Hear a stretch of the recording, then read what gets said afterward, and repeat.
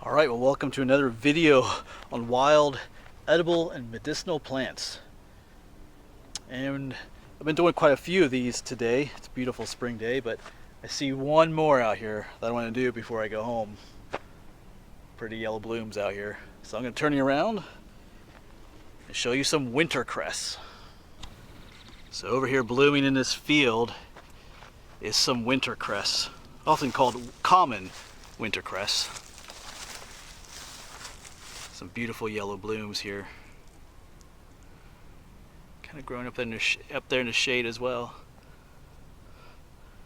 Wintercress is a biennial plant. It only blooms its second year. During its first year, it stays as just a small, like, rosette of leaves at the bottom. I'll try and find an example of that if I can. But in its second year, it sends up a stalk. Has these beautiful yellow blooms. And here's another look at a large patch of it. And it does often grow in these larger patches. In fact, sometimes it just fills up whole fields. Are just filled with yellow wintercress. It often grows alongside the road as well. And it can bloom quite early too. Sometimes as early as March, depending on where you live.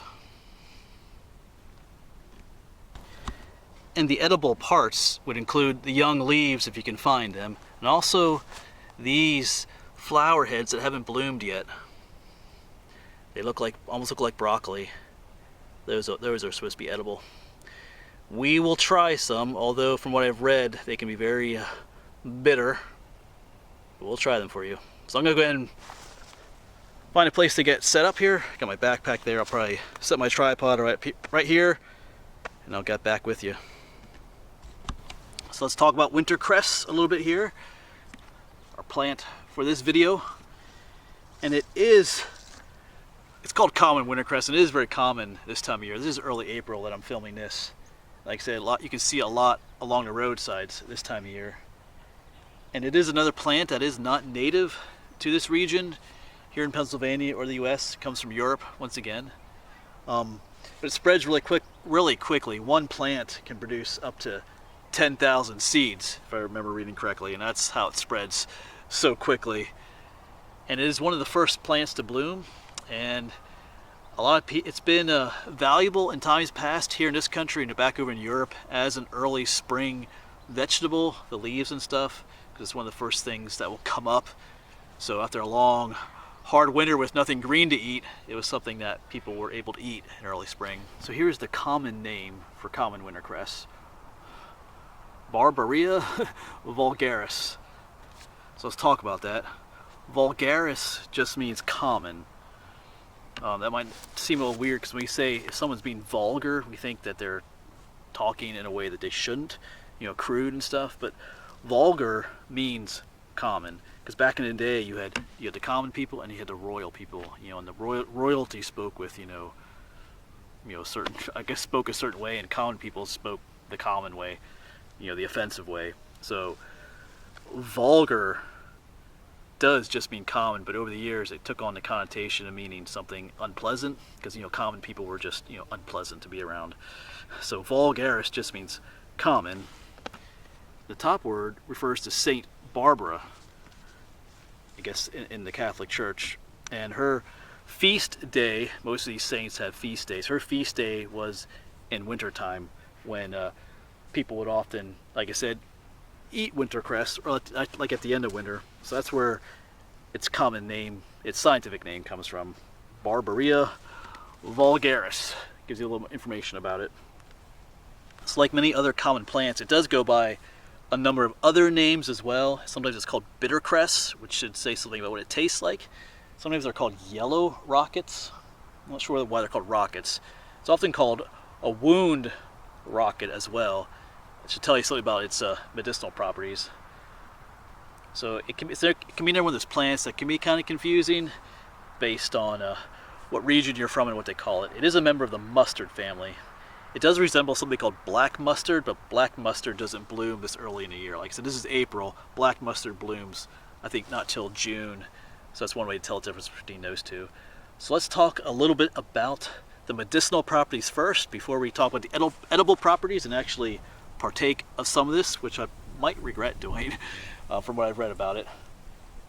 But let's talk medicinal uses. I do have a few notes down here. It's called wound rocket because you can make a poultice from the leaves. Like a poultice is when you mush the leaves up and put it on a wound. A lot of times that means that the plant has astringent properties that constricts the blood vessels. It's used also, some say it helps with it's like a mild cough reliever. There's a term for that. Let me look this up here. Actually, I might put it on my whiteboard here. The term for an anti-cough medicine. So here's my whiteboard again. Anti-tussive. So that means it can help relieve coughs. I've never tried it with this plant. I don't really cough a whole lot. It's also, if you watch my videos, it's also a diuretic, which you should remember what that means from an earlier video when we talked about purple dead nettle. Diuretic just means it helps you to pee. we talked about how these medical terms try not to use that basic word. They say like it helps with kidney flow or fluid elimination. It's a diuretic. Well, what does that mean? It means it helps you. So it probably does have a few other medicinal purposes, but those are the few that I had written down and looked up in my research. But now we're going to get to the edible part of it. Now, I don't see any young leaves around here. Like I said, the ones you're seeing right here today are in their second year. Remember I said they're biennials? So they're growing up from last year's roots. You know, when they grow the first year, they germinate and just have like a leafy rosette, a basal rosette, and they just concentrate on growing a nice big root. And then the following year, they use all the nutrients stored in that root to grow that big, huge flower stalk that we see.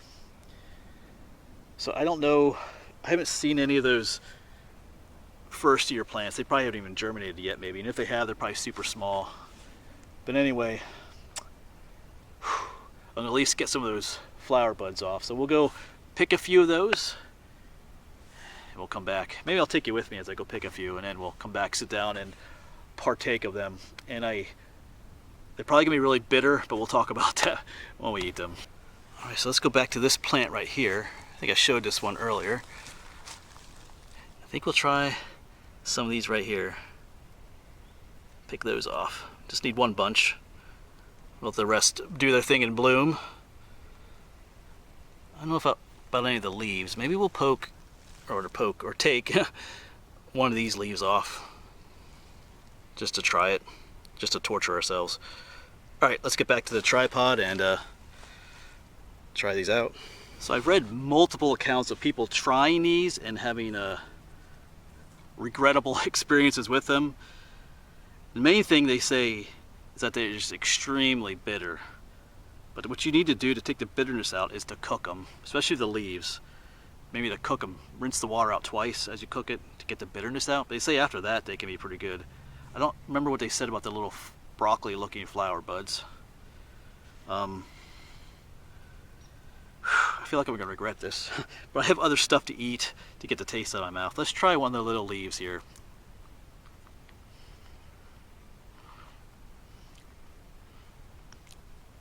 Nothing bad yet.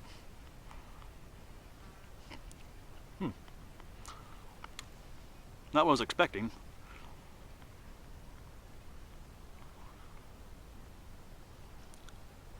Huh. Yeah, young leaf was not, well actually now there's a bit of a taste coming on. Yeah, after it's in your mouth a little bit, not so good. Oh, yeah. Takes a little while. Let's try the little flower bud now. Little broccoli looking thing.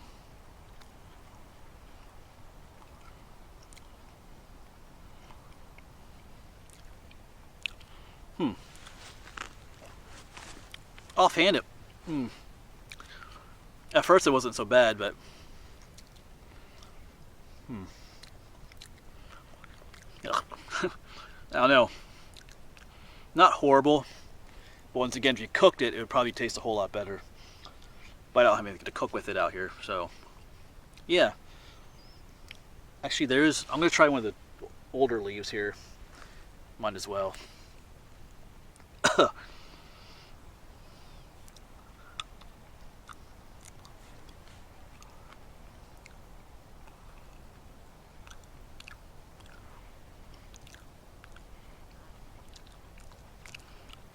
Bad idea. So that is Wintercress. And the taste wasn't as bad as I was expecting. Most of these plants are still pretty young. This is early April. I'm guessing if I waited till they were past peak and blooming that they would be a lot more bitter, but they definitely weren't pleasant in taste either. As I'm going to say in all my videos, if you're ever going to partake of wild edibles or medicinals, do your research. Be 100% sure of your identification of something before you eat it. When in doubt, throw it out. And don't just rely on my words either. Do your own research. Just be extra careful. Alright, so thanks for watching. That'll be it for this video, and that's it for this day actually. I was out here for a couple hours filming different things.